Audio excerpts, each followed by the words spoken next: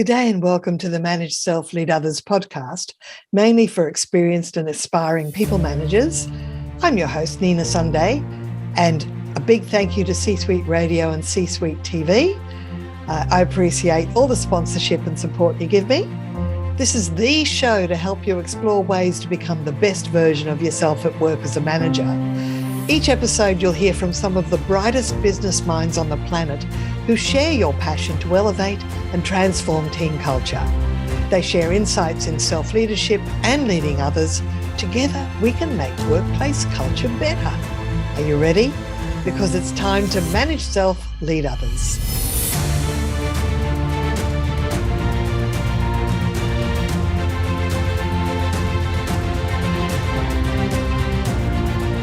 This episode, our guest is David Deane-Spread, a former commissioned officer in the Australian Defence Forces and a covert operations leader in law enforcement.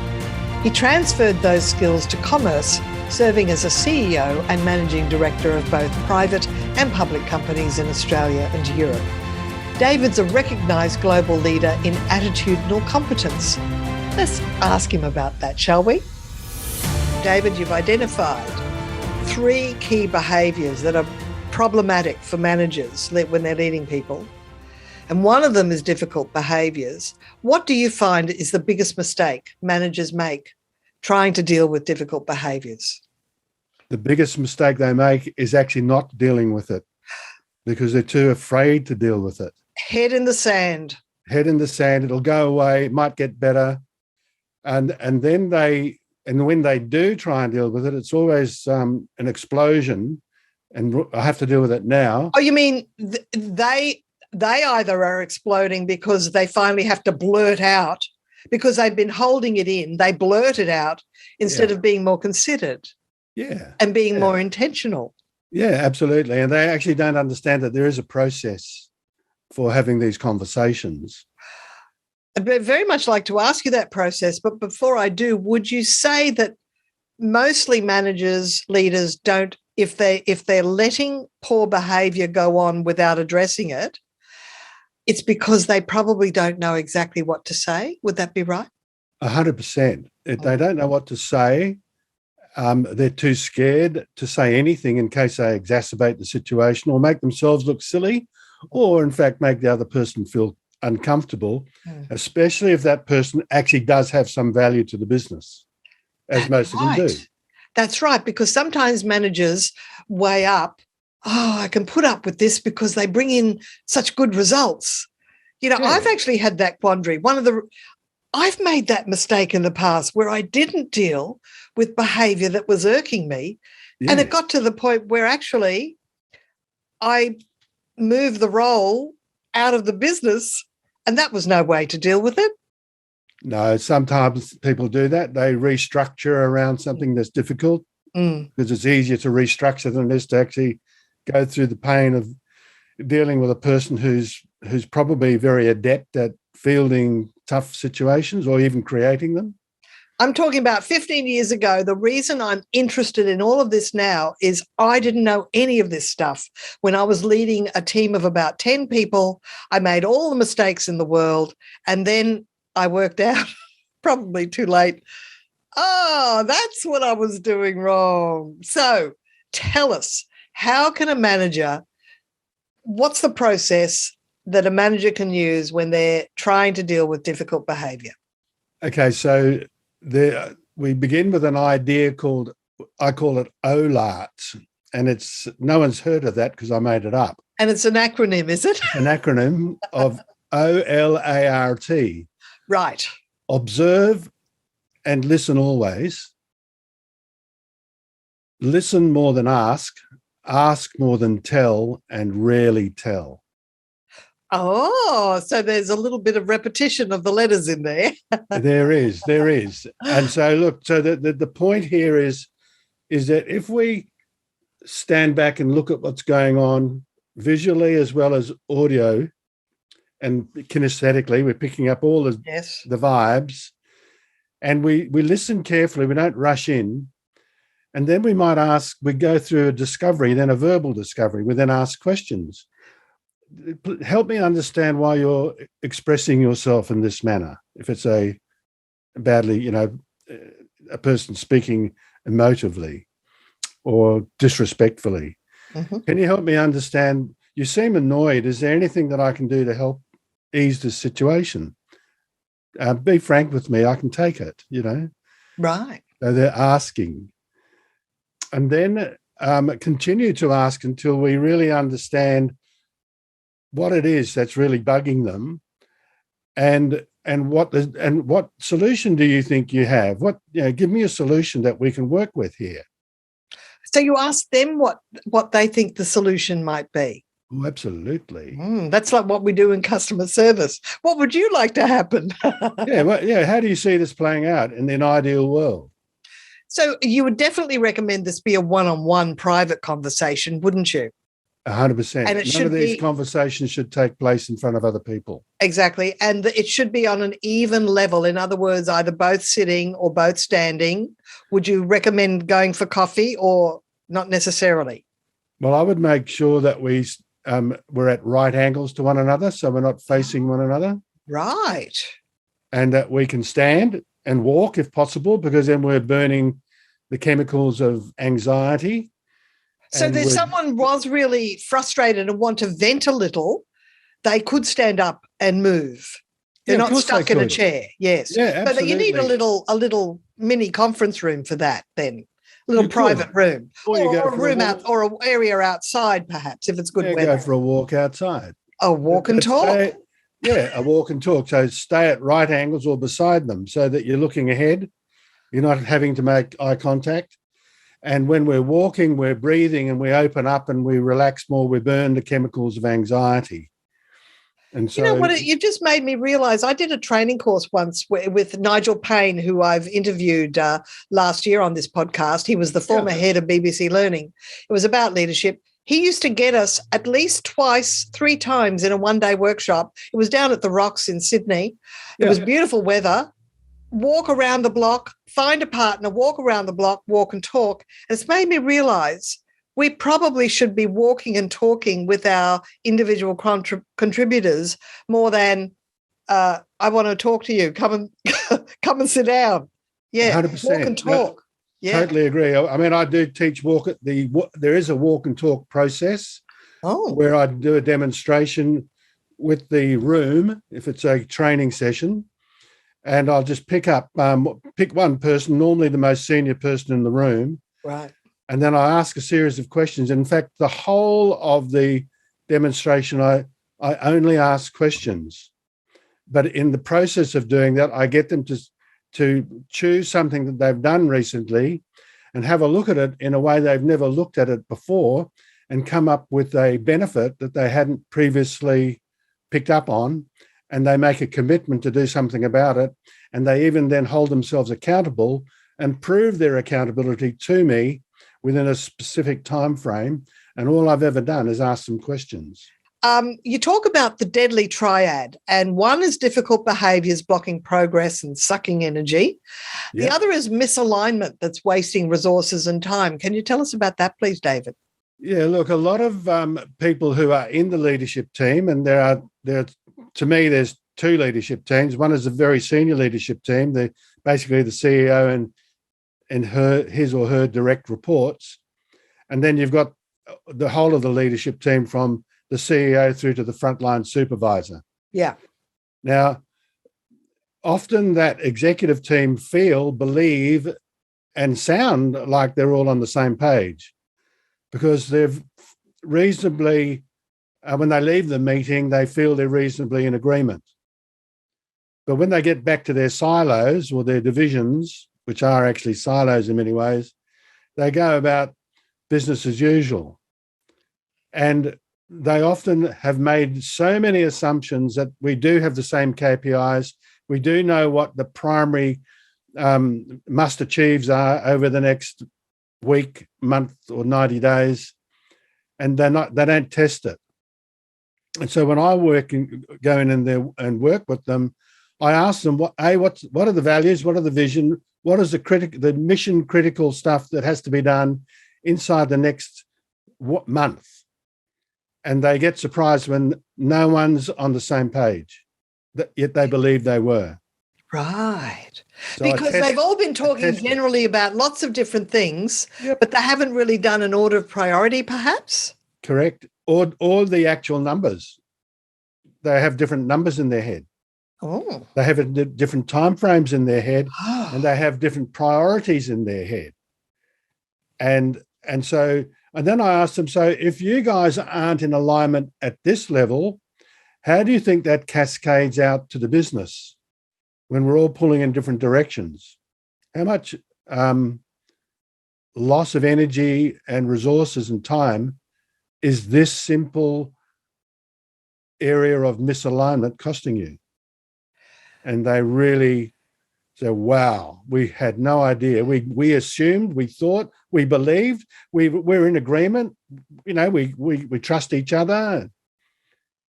So what is it? Is it because someone external has fresh eyes and asks fresh questions? Because they're obviously having regular meetings about this. Are they just talking but not, recording? We've agreed to do this. We've agreed to do that. This is the time frame. Are they just talking and assuming everybody's going to remember? There's a lot of assumption. There's a massive amount of assumption. And there's also most of those meetings are not functional. They're not efficient. Because I know if you know anything about David Allen getting things done, right? In his first book, he says his mission in life is to make sure that no meeting occurs without a list of next actions being drawn up. 100%. And you think that's part of the problem is they don't go, who's going to do what by when? They don't get that specific. They're not that organised. And look, most of these leaders are meeting fatigued. Yeah. They already have too many meetings. Yes. And some meetings work well and most meetings don't. And so we've got that scenario, but then it cascades down to the rest of the leadership. And the other side of that, part of the problem is that the wrong people, sorry, I'll rephrase that. The people who should be at strategy meetings aren't there. What are they doing? Where are they? They think they're too busy or they're middle management and frontline leaders. They're not at the strategy meetings. They should be? Oh, you mean the senior leaders think they're the only ones that should do strategy? Correct. Oh, okay. Well, and so they don't have a realistic, but the senior leaders don't necessarily have a realistic perspective of what the teams can do or can't do, or have the resources or the prior commitments that enable them or don't enable them to take on these strategic actions, which is often a change process anyway. Is it kind of the ivory tower problem? They're up there talking about strategy and big picture, and they forget that real people have to actually, roll that out. That's part of it. I mean, look, really, there's a lack of distinction between implementation and execution. They don't understand the difference. Oh, I don't understand the difference. Okay, so the senior leadership group initiates strategy meetings, yeah? Yes. And ideally, the implementation leaders, who are your middle management, right, people who look after the resources and coordination and the measurement of progress, are there as well, and the execution leaders are there as well. And so implementing is passing down the strategy in bite-sized chunks, yes, and in the right order, yes, and together with the resource package and the measuring process that goes with it, yes, and then the execution team leader briefs his team to actually do the work. Right. So execution is at a big picture level, bigger picture level than execution. Implementation. Yeah, implementation is, so you've got strategy, implementation, and execution. Got it. And all three require planning. Yes. And also, if it involves change, it usually includes having a plan that includes the human-centered change, because often things get rolled out, but they're not dealing with how do humans react to that change. That is the single biggest continuous mistake in both mergers and acquisitions, which is a massive change thing in its own, and ordinary change, and even process change has to be human-centered. That's right. All change must be. I actually got qualified last year in ProSci change management. So cool. I now understand that every change initiative has the project manager that does the execution of the steps, but you've got the change manager who looks after the informing and the attitude of the humans that have to go along with the execution, if I'm using the right phraseology. Yeah, absolutely. I mean, they design, implement, and operate systems. Yeah. And so it's people first, process second. And of course, if a couple of episodes ago, Charles Handy, we had a conversation with Charles Handy. It was from my colleague in London. Yeah. He talks about a manager looks after things, a leader looks after people. 100%. So every manager has both aspects to their role. So sometimes they're managing and sometimes they're leading, and it's helpful if they understand the difference between the two roles. That it is the biggest distinction. I mean, it's actually leadership 101. Yeah. What's the difference between leadership and management? And when I hear people talking about people management, I know that they don't know what they're talking about. Can't manage people. You cannot manage people. You can only lead them or not. Yeah. And it's really, unless you're in a uniformed or disciplined outfit like the military or law enforcement, at the end of the day, you have to influence, persuade, coach, support, champion, inspire, and encourage them to do those things. You can't just command them. I think the situational leadership model is quite appropriate. Attack a couple of things on either end of them. We need transformational leadership, which is really the constant change now that we're going through. There's no normal. There's no the way it was. There's no settling down. It's constant. It's a constant reinvention mindset now that we have to embrace. Yep. And we need to learn how to be resilient about that and adaptable and positive. And we need increased self and situational awareness. Now, resilience is more than just bouncing back, isn't it? Resilience is a mindset, and it's all in the mind, because when we realized one thing, that all of the stress created in ourselves is not created by what's happening, it's created by what we think about what's happening. Yes. And how we think about what's happening. Yes. Because it's all created by ourselves. We create our emotions. They're not caused by something outside. They're caused by the way we respond to what's happening outside of us. There's the circle of influence. You focus on the things you can change and let go of the emotions around what you can't change. Yeah, absolutely. And really, the trick is knowing the difference between the two. Indeed. And really we need to understand, or we can choose to understand, that it all comes from us, how we see the world. Yeah. Now we're talking about growth mindset and fixed mindset here? Well, it does. It absolutely involves that. Absolutely. And then there's Martin Seligman's learned optimism. But yeah, absolutely. They're all part of the mix. And when I created the attitudinal competence method, which came out of... Tell us about that.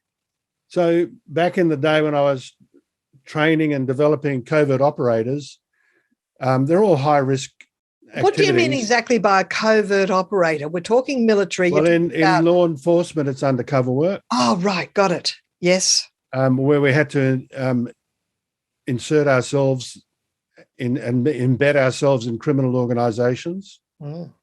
And we had to play the part. So we're acting for real. Every time something went wrong, and they go wrong often because it's a high-risk, volatile scenario, we'd have to do an investigation. An operator may have blown his cover or her cover, or they've become injured, they've been discovered and beaten up, or there's been a conflict, kinetic activity, gunfire, and somebody's wounded, or an important asset, valuable asset might have been damaged or lost. Right. And so we have to do an investigation. And every time we did that investigation or those investigations, we realised that it was the attitude of the operator in the moment that was the primary cause of what went wrong. Like pilot error. Example? Pilot error. Yeah. What is the wrong attitude? What would be the right attitude? Well, okay, so it's a lot of it has to do with training and being aware. So, for instance, so as an example, when we're undercover, we always keep our given names, because if you use a false given name and you're under pressure and somebody calls out your real name and you respond to that, you've just blown yourself. Yes. And so every now and then somebody would forget to do that and they'd get blown because they didn't have sufficient self-awareness in the moment. And so little precautions like that. There'll be other issues around surveillance and blowing your surveillance operation. Right. Getting too close to the target, or allowing yourself to be seen in a reflection in a shop window, not holding back enough. What do you mean allowing yourself to be seen in a reflection in a shop window? That's interesting.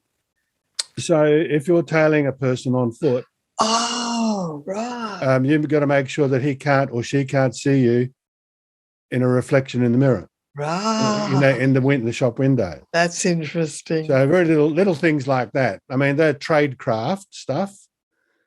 And we had I've never tailed anyone to know that. We'd have to have self-awareness to know to keep practicing our tradecraft. Yeah. Our field craft. And so there's all those are self-awareness things. So if you blow your cover, then you've blown the operation. Yeah. Now, that could set you back months. Look, this isn't really what we were going to talk about, but I once had a conversation with someone from the UK who was a deception detector expert. Have you got any tips on how to detect deception? Yeah, I mean, it's the micro movements around the eyes. So you've done NLP? I have. Okay, so you know how you... where your eyes look up, and they shift. There's a word they use, C word, not coordinating. Visual constructed versus visual remembered. Yeah, but there's a word that we use. We're calibrating. Oh, calibrating, yes. Right, so we're calibrating, and so you calibrate. Is the person making this up? They'll look to a certain area. So you ask them, to imagine something, and they'll imagine by looking in a particular direction for that person. Yeah, usually if it's a visual, it's either to the right or to the left, up right or up left. Yeah, and usually, but everyone is slightly different. That's right. Depends whether they're right-handed or left-handed. Yep, and I'm a lefty. So a lot of people, if they're looking for facts, they'll look down. And then you've got the person who'll stare at you, trying not to give you any signs whatsoever. And so you're looking at all of those things, and micro movements around the eyes, little muscular movements around the face. And in the end, you learn, it just becomes almost an intuitive thing. Can I share with you what she told me? That if someone's, say, giving evidence or telling a story, so if they say, I arrived at the destination, I got out of the car, I went over to the fence, that's telling the truth because they're using the pronoun. But if they say, arrived at the destination, got out of the car, went to the fence, they're avoiding saying the I word. Yep. It's likely they're not telling the truth. They're making it up. Yeah. They're creating a false alibi. Yeah. Right. Oh, there you go. Yeah. So I haven't been able to use that one, but I've Chalk that one away. It's good to know. Yeah, I mean, look, at the end of the day, the reason why people lie is because they're scared. Yeah. And that's really the only reason. It could happen in an office where there's embezzlement or fraud. Or somebody's made a mistake and they're scared of the consequences of the mistake. That's the most common one. That's right. So, we've got to really, this is where we need to be human about this and allow errors as long as we learn from them. Look, we've almost come to the end of our time, David. It's been a fascinating navigation of the topic here. Just in closing, you talk about your observation that most companies don't invest, have insufficient investment in practical leadership development. Can you tell us a little bit more about that? Yes, it's quite an interesting thing. The commercial organisations and government organisations are very, very focused on getting things done. Yeah. In the commercial area, it's all about profit, and in the government, it's around about achieving tasks. And they don't give enough time, and they don't build the structures around ongoing development. And so they think that certainly in commercial organisations, they say, David, can you deliver us a 2-day workshop on leadership? And I say, look, what do you want to achieve? How do you want them to be differently? How different do you want them to be from what they are right now? Well, they're not getting the respect of the people. They're not getting things done. They can't delegate effectively. Things aren't happening. What, and you think 2 days is going to do that for you? That's right. Well, what is it? The journey of 1,000 steps starts with the first step. Well, to become a platoon commander, I had to live and breathe leadership for a good 12 months. Yes. Day in, day out as a young 19-year-old. And that is what the defence forces are very good at making sure their people that are going on to lead have a really strong foundation. Absolutely. I've been very impressed with anybody that does leadership training that comes out of the Defence Forces. Yeah, I mean, look, it doesn't mean to say that we're all brilliant, but we do learn it, and we learn a lot. We begin in my case, I began as a platoon commander, but in the military police, but with a small number of people, and then you grow. You grow as you move forward, and I swapped over into the Narcotics Bureau, and then I led covert teams and then a task force team. But coming out of covert into overt. But look, we learned all the time. We kept on learning. Yeah, that's the important thing. And we invested in training. That's right. And that's the big learning that commerce needs to get now. I believe you've got a business diagnostic about attitude, and we can put the link in the show notes. But it will tell us about the diagnostic that people can get. Okay, so the diagnostic is actually about the deadly triad. Yes. So the CEO can actually do that deadly triad exercise. It only takes 5 minutes. Yeah. And then I will then be able to give them a report as to where they're at and the percentage. And also I'll be able to tell them the things that they can do about it to fix it. And that's a very simple 5 minutes. And anybody can do that diagnostic and find out about where they sit in terms of these behaviours. Well, in terms of their business, it won't be about themselves, it's about their business. Well, you have a wealth of experience. You've got some unique skills and unique models. And I've thoroughly enjoyed talking with you, David. It's been quite the pleasant conversation. I learned something about myself. Thank you very much. I really thank you for letting me on the show. I love being able to help. It's great. That's great. This episode, we've been speaking with David Deane-Spread on the Manage Self, Lead Others podcast for experienced and aspiring people managers. I'm your host, Nina Sunday. Thank you for listening. Until next time.